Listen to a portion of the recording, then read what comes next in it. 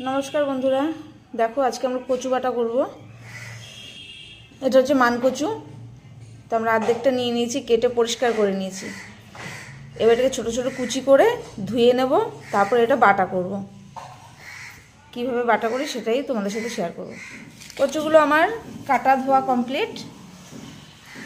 এর আগের দিন নিরামিষ কচু বাটা শেয়ার করেছিলাম, আজকে রসুন দেবো।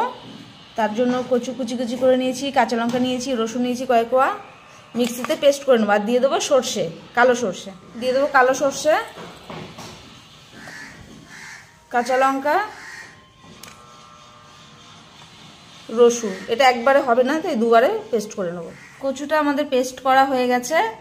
এবার দিয়ে দেবো লবণ স্বাদ মতো, আর একটু লাগবে মনে হয় যদি। হ্যাঁ, আর দিয়ে দেবো সর্ষের তেল, কাঁচা তেল।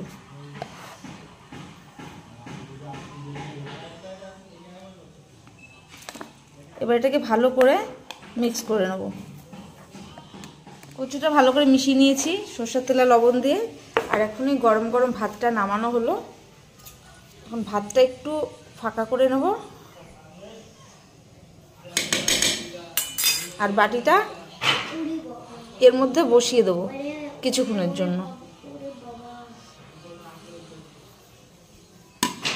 এইভাবে ঢেকে কিছুক্ষণ রেখে দেবো। কচু বাটা পুরো রেডি হয়ে গেছে। এখন নামিয়ে নেব, আবার গরম। খাওয়ার জন্য একদম রেডি। আর উপর থেকে হালকা আর একটু সর্ষের তেল দিয়ে দেবো।